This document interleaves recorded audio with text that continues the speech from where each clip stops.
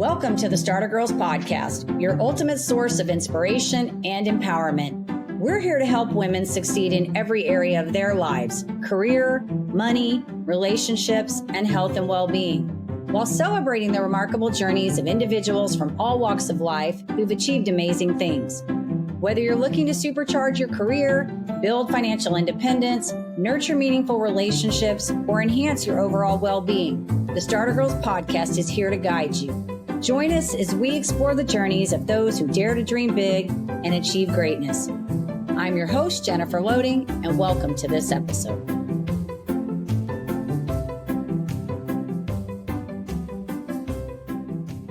Welcome to another episode of the Starter Girlz podcast. I'm your host, Jennifer Loehding, and wherever you are tuning in today, we are so thrilled to have you.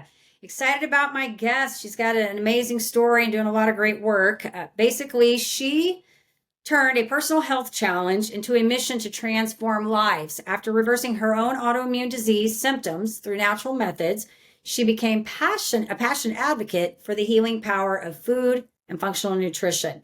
Today, she empowers clients to uncover the root cause of their health issues and take charge of their well-being, proving that true healing begins with what we put on our plates. And so I'm going to be excited because for those of you that have been following me forever, you know this is like my area. I love this conversation, so I'm so excited about this. But before we bring her on, we do need to do a quick shout out to our sponsor. This episode is brought to you by Walt Mills Productions. Need to add excitement to your YouTube videos or some expert hands for editing? Look no further. Walt Mills is the solution you've been searching for.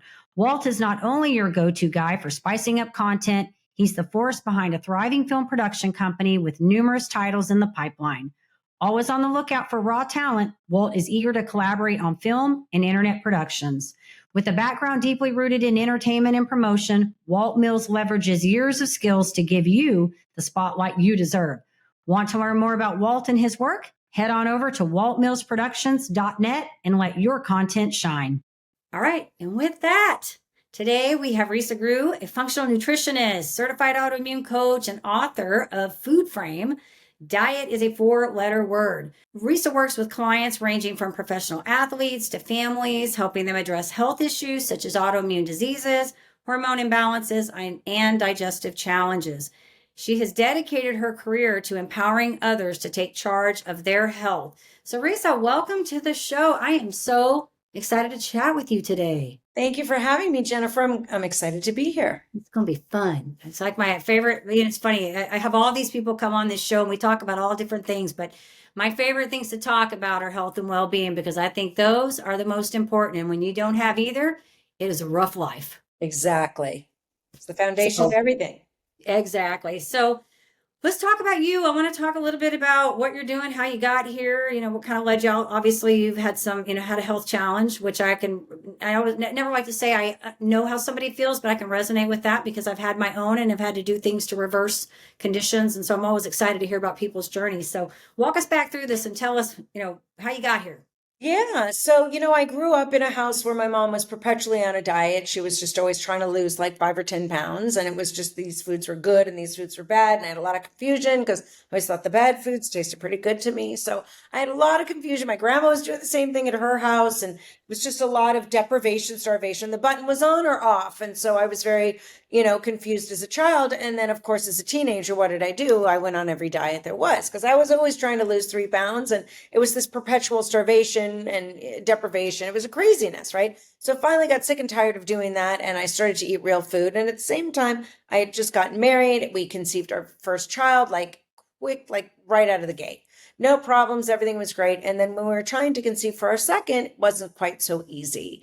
I just couldn't seem to get pregnant. And if I did, I would lose the baby right away. So it was really frustrating. And I finally acquiesced and went to go see a fertility specialist. And he did some labs and he passed over the script right across the desk to me and said, "You've got an underachieving thyroid."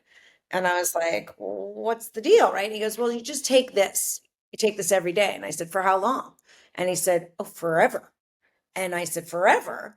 And I'm like, why? I walked out of that office with 2 major burning questions. One is, why is my thyroid an underachiever? Why is it not producing the hormone it was born to produce?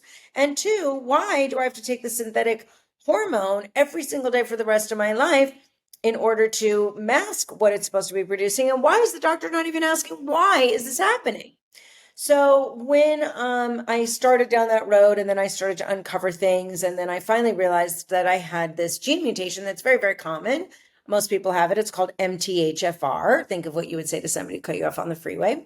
And then I had that, and lo and behold, this allele that I had, the folate, causes infertility and miscarriages. So I took the proper B vitamin methylated form, and I got pregnant. No problem. Easy, naturally, everything was great.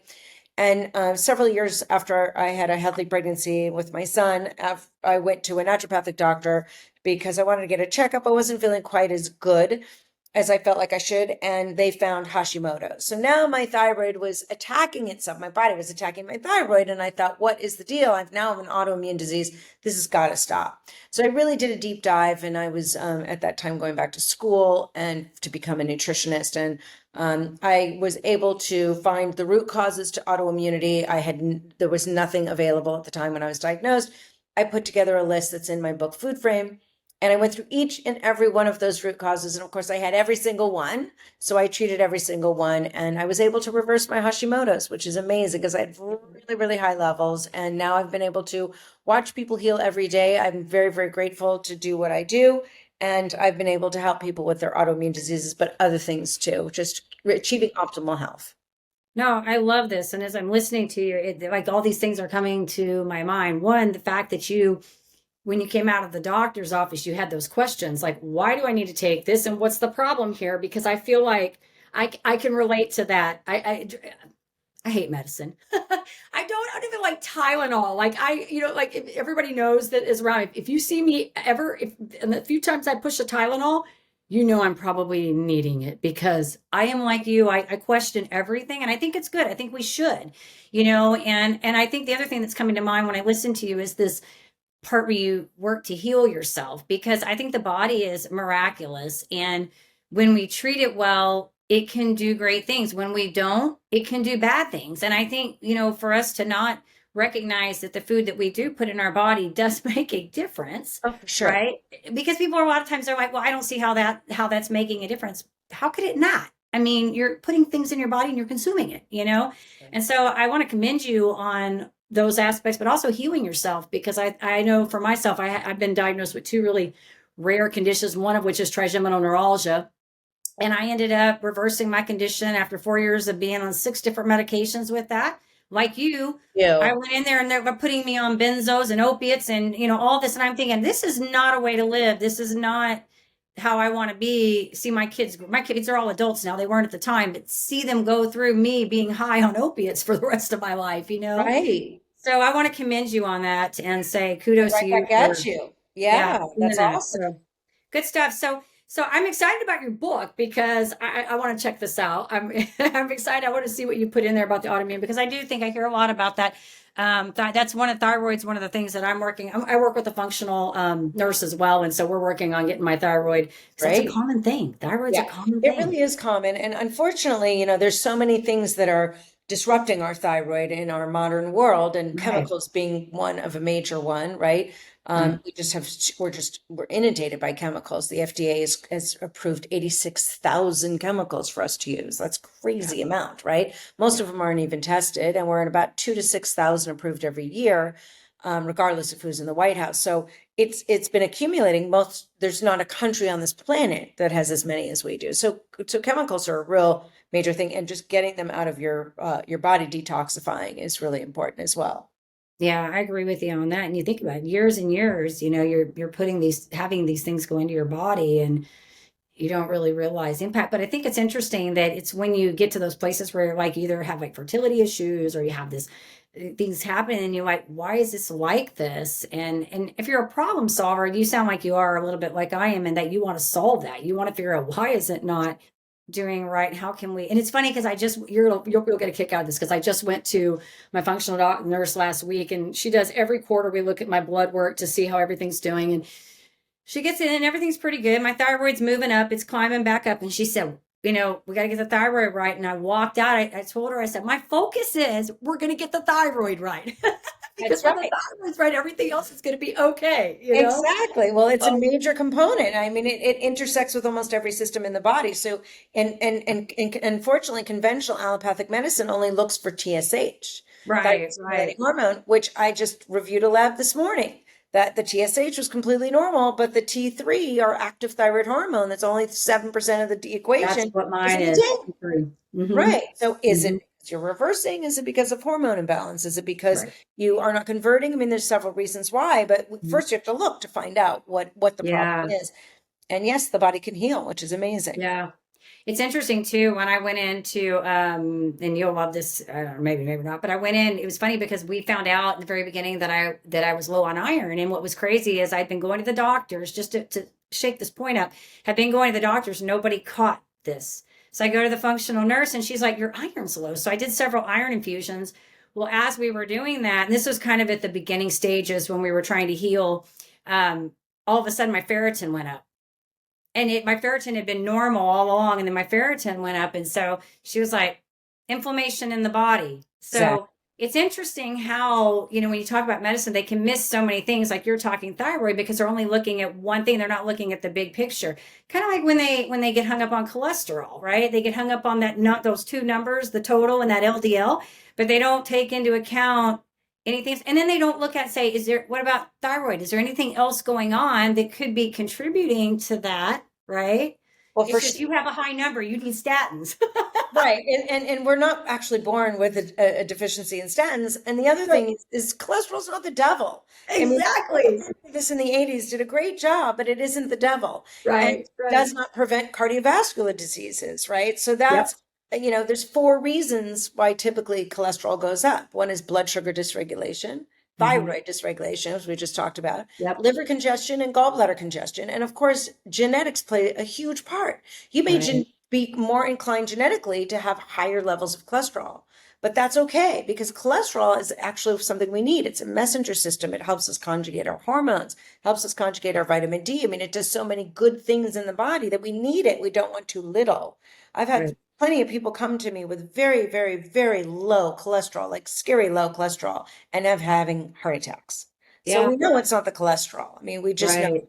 So at this point, we know that. So Yeah. it's I think, and I feel like some doctors are coming around and talking about that, but I think a lot of them still, I think they're so used to, when you come in, they're looking at stereotypical client. That's why I love the work that you guys get to do when you move out of that and move away from medicine and really get into how do you heal the body and look at the individual, because not everybody's the same. And you can't, it's like I read an article even recently where they were talking about, because I've been low carb for a very long time, and I did that really to get all the inflammation out, and I waxed up a little bit, and then I got diagnosed with another disorder, and then I came back to it at the advisement of my functional nurse. But I was reading even an article recently, so much they were talking about, as the thyroid, when you're in low carb, is it questionable how high the thyroid needs to be because your body's starting to run optimally too. So there's a lot of stuff out there. And I love that people are talking about it, because I think when we just say as a whole, everybody should fit this range of numbers, like vitamin D, for example. That's the one that, most functional naturopaths are going to tell you you need more vitamin D. The doctors are going to tell you need to be right here. Mine tells me she wants my vitamin D up all the time. So do. it's, We want it up. yeah, Yeah. yeah, But the thing definitely. is that, the two major foundational issues that really cause disease are systemic inflammation, which allopathic conventional medicine does not test for at Right. all. And the other is gut health, which Yeah. most of them don't as well. So that's why I do a comprehensive blood panel and a comprehensive stool test to find out exactly what's going on. But those are the driver of diseases, right? We know Hmm. inflammation is the driver. And if we didn't know that before COVID, we should definitely know that now, right? That's what caused third stage inflammation, which was going into your respiratory tract.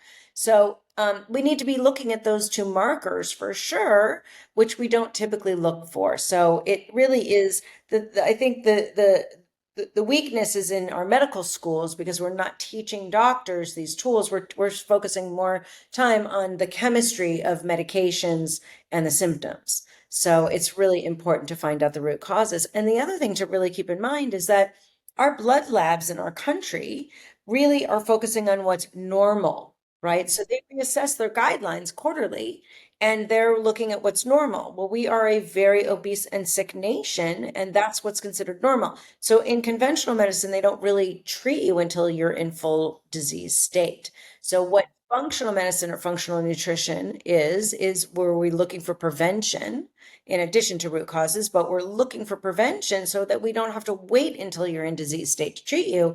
We're trying to avoid getting there in the first place. So our numbers are a little bit more narrow because we're trying to prevent.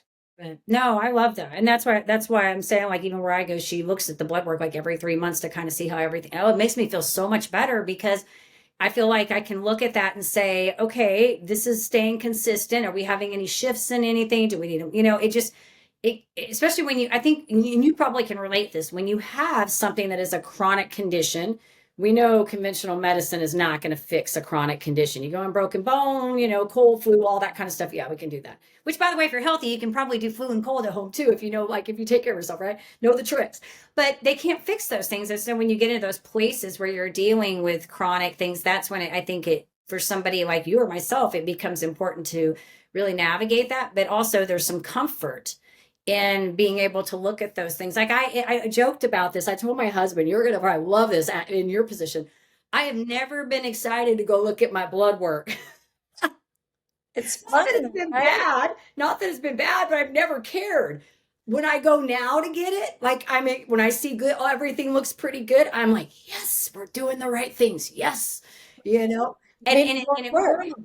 It correlates when I'm not feeling as well. The blood work shows they go together. Absolutely. And it's something, I said, you're getting paid for going to work, you're doing all these changes, you're making all these efforts, and you're going out of your way quite a bit to eat better and to take care of yourself better. So it's always good to see that that's working, right? Yeah, And the greatest news here is that you're actually looking, right? You're not right. guessing, you're testing. So Yeah. it's really, really important because we do a lot of guessing, unfortunately, Hmm. conventional medicine. Yeah. I love it. I love what you're doing. So, how long has this book been out then? Did you just write this? Been out for a little bit? It came out last January, and Okay. it's been endorsed by Dr. Stephen Gundry and Dr. Josh Axe and JJ Virgin and the late Suzanne Summers.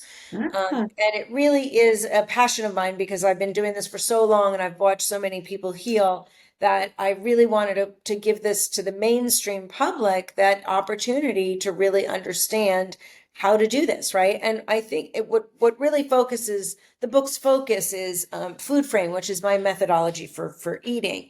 Because when I first started my practice a million years ago, I put everybody on the same anti-inflammatory protocol. Some people were like doing great, and other people really weren't right. thriving. So I was trying to figure out, and it took me a while to figure out, but I did realize that every body should be eating according to their current health status.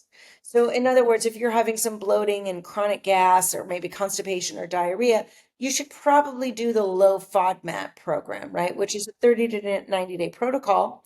And then I give you the steps on what to do after that, and everything you can eat and what to avoid. Maybe you are autoimmune. Maybe you were just diagnosed with some autoimmune. You've got some antibodies to wherever they are, thyroid or otherwise. And so autoimmune protocol would also be a great protocol for you. It's a 30 to 90 day program. And then I give you the next steps on what to do. So maybe you have blood sugar dysregulation, diabetes, or even cancer. I would recommend keto if you fit. You'd have to qualify to do keto, but that might be a good thing for you, or paleo. So I really individualize them according to our current health status. We all have a different microbiome, right? Depending on where we live, you could live in the woods or the beach, or you could live in next to a steel plant in a city. So everybody's microbiome, their environment really changes, everybody's individual eating programs. So that's why I created FoodFrame. And I said diet is a 4-letter word because it's just, diet is actually a word that means what you eat, but has so much connotation to deprivation and starvation that we don't go on diets, right? And Yeah. from childhood, I don't do a diet. Have a healthy eating lifestyle. And if I need to go out of the box for an occasion, or because I want to, or because it sounds good to me, then great. but I'm always living in this lifestyle because this is what actually helps me, right? I love Makes that. No, and I agree with you because that's how I feel like I embrace. It's funny, when I was listening to your story in the beginning, you were talking about your mom and the diet. I think it's so interesting that how so many takeaways from that, like, right, like how we grew up witnessing things. Because I talked about, a lot of the work that I do is helping people bust through, get to root causes of why they're doing the behaviors they're doing, and it's funny because most of them come to me for about their business, but then we get into these other conversations because health will come in. They're like trying to adopt exercising routines, and I look at the grand scope of this and I'm like, okay, all of this sort of kind of stems back to, like when we talk about like food things and stuff, it kind of stems back to the same thing. Well, it's interesting because I have often talked about when I was growing up that I microwave kids. I mean, we ate out all the time or we microwaved because we were involved in lots of activities. Both parents worked. And we were just kind of rode the bus home from school, locked ourselves in the house, and we put the Swanson TV trays in the microwave. Well, interestingly enough, then one day I get in my late 30s, popping into my 40s. This was in 2012, and I get this just weird, random, nerve condition. I'm like, where'd this come from? Nobody in my family even has this, But for so long before that, like I had so many like issues with food, and it wasn't about like body, like getting sick from it. Maybe it was, I didn't know it, but it was more that like I ate a lot of sugar. I craved sweets and candy and all that stuff. And when I went through this whole healing process, like I ended up doing keto hardcore for 2 years. I mean, I went FODMAPs. I kind of worked up to all this, ended up doing keto for 2 years. And people were like, how did you do that? And I was like, well, I had gotten to a point where I was so freaking sick that I had already eliminated so many things out of my diet and I still was not getting better that I didn't really see an alternative at that point. During that process, not only did I heal that condition, I was able to get off all my medication, but I also kind of healed my issues with food. Like I healed the freaking issues. So it became more now like you, where if I want to have a piece of cake that's outside of what I'm going to normally eat, I'm going to do it. I'm going to decide because I got to decide whether or not I want to feel good or not. That's going to be first. But if I do, I'm not going to feel guilty. I'm going to be more angry if I don't feel good. That's really what's going to come up for me. But it's just because it's become my lifestyle for me where I don't really have to negotiate that. And the funny thing is I don't really crave sweets anymore. I don't, you know what I mean? I don't get up and I'd be like, I need to have ice cream. I need to have cake. I need to have candy. That was my lifestyle before. I mean, even through college, I joked about Butterfingers and Dr. Peppers. I mean, that was what I'd run around with, Butterfinger.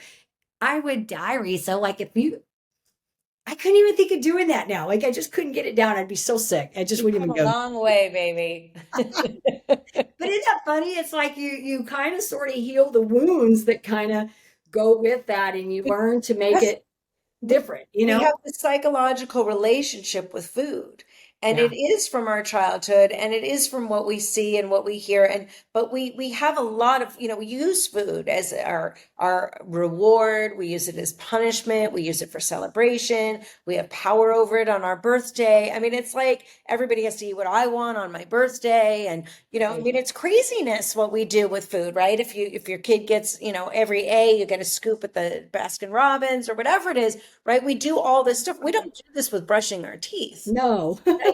And it's something that we need to do, right? But there's that whole psychological component, and our families, every family has a different relationship with food. So some of Yeah. that we adopt, right? That's what we know. So, so it takes a while to break that and to have a healthier relationship with food. And it's critical, I think, for children to watch people cooking food. And and I always had my kids very engaged in the preparation of food because, I'm like, you cannot leave my house without knowing how to cook. It is a Yeah. life skill, right? Like I wouldn't let Good. you drive a car without knowing how to change the tire. Same thing. So both my kids cook all the time now, and they know that it's a life skill, and they know they feel better when they do that. Yeah. So it's really important. It's essential. And I know we have so much convenience out there, but it really is, it's not good for us. Yeah. No, this is good. And I love that you said your kids could cook. That is a good skill to have. What is the saying? More is caught than taught, right? Hmm. They pick up on the things they pick up on the behaviors and the habits and the patterns. And when you don't, you have to really make those conscious shifts to change. So I'm glad that you did that with them early on. My husband, he grew up on a farm in Montana, so he learned how to cook. I was smart. I figured that out because we've been married now going on to, will be 29 years in April. He would, in the beginning, made pancakes, and they were really good pancakes. I didn't get to eat them anymore like that, but that was like, he's like, I think the only reason you hung around me was for those pancakes. His mom did well. She taught him how to cook. Yeah. Did he put Butterfingers in them? No, they would put the, and he still does this occasionally, peanut butter on the pancakes. They like peanut butter on the pancakes. And you know what's funny is when my kids, before I was cooking like that, when they were younger, my husband would make the pancakes and they did the same thing. They put the peanut butter on the pancakes. I don't think any of them do that anymore, but yeah, it was a big thing. So Yeah. I love it. I love it. So I want to ask you because I know somebody listening to this. I mean, we could talk forever on the food and all of that because I know that's your passion, and it's obviously it's an area that I love to talk about as well because I believe in it. But I want to talk about you as an entrepreneur too because you've been doing this for a while, and people that listen to this show, you know, they might be plugging in and they're like, "Oh my gosh, she's doing amazing things. She's been at it for a while," and you and I both know that's not how it is when you start. Like we got to start from the ground up and build this thing. So maybe for somebody listening, I would love to know like how did you go about like getting out there, putting yourself out there and getting because you're dealing with some amazing people and that takes time to do. Yeah, you reflect back and I worked constantly. It was just after I put my kids down, I would be working and I was always trying to network and get my name out there. And at the beginning, it was absolutely tough. So I'd get one by one, and it was really that slow. And then once you start building credibility, it's so much easier. And then I saw something a while ago that, one day you'll just feel like you're an overnight success, right? So I kind of could relate to that because I just worked and worked and worked and worked and worked. And I did every school event. I did every charity event. I would donate. I would talk. I would write articles. I had a column in a local magazine.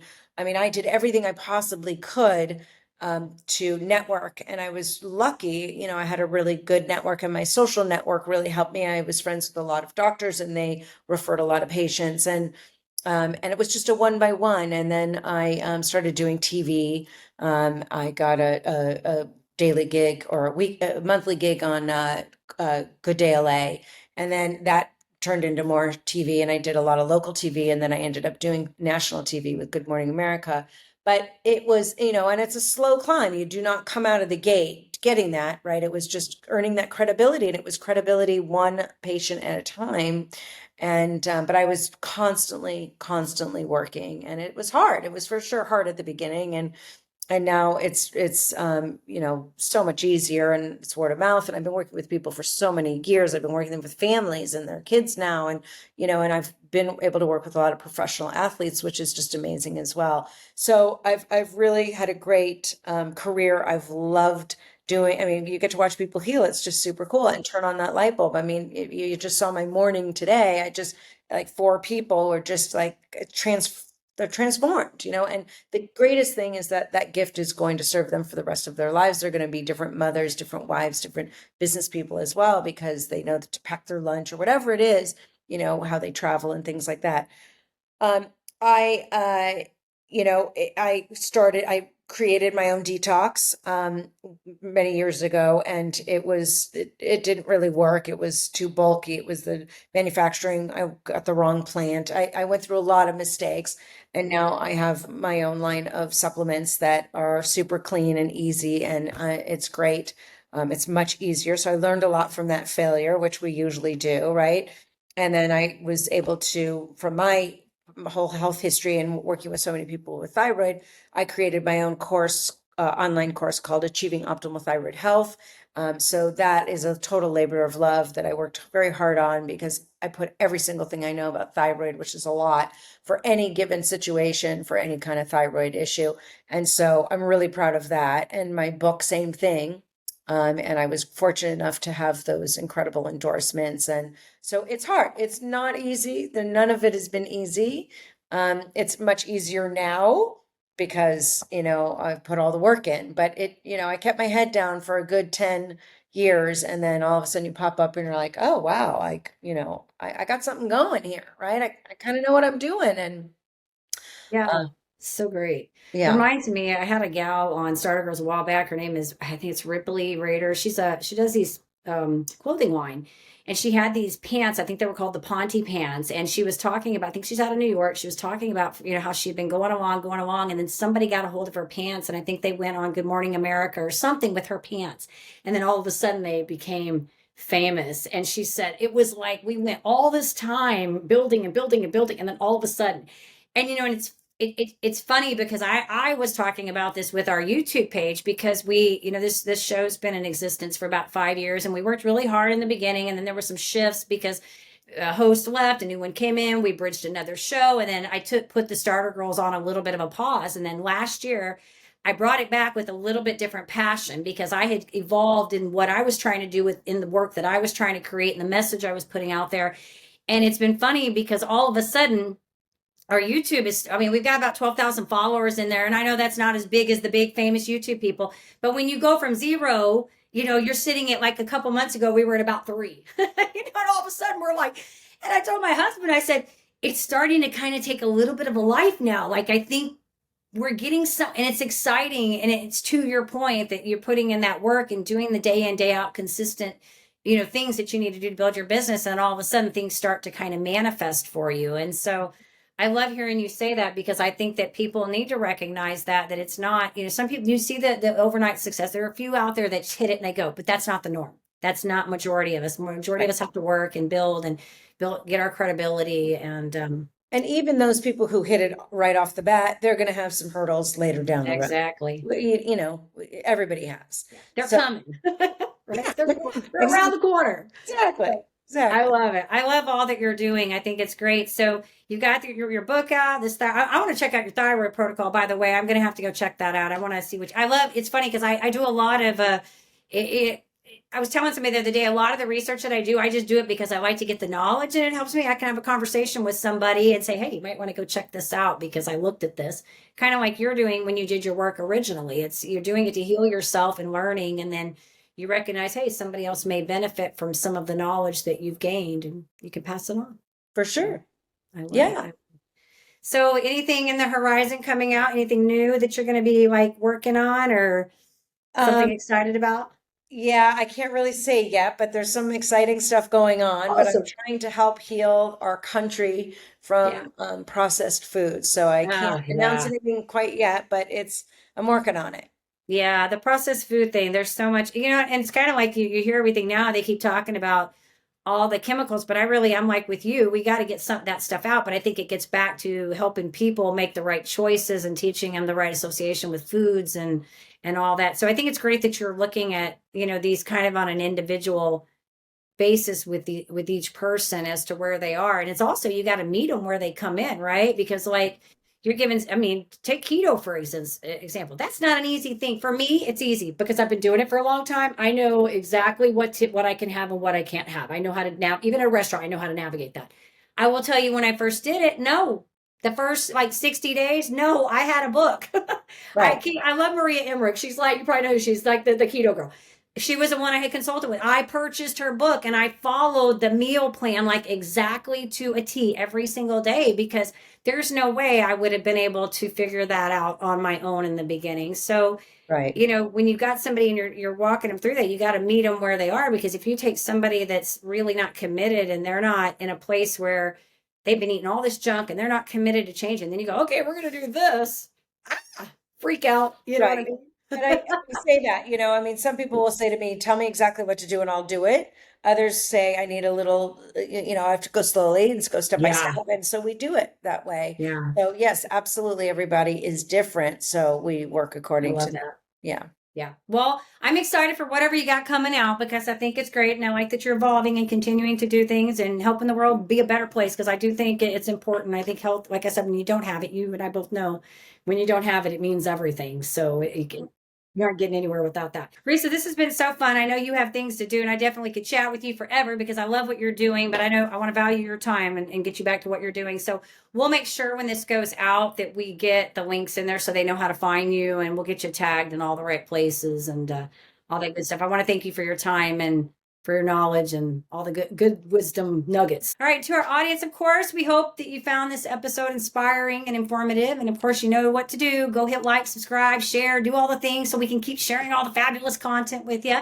And as I always say, in order to live the extraordinary, you must start. Every start begins with a decision. You guys take care, be safe, be kind to one another, and we will see you next time.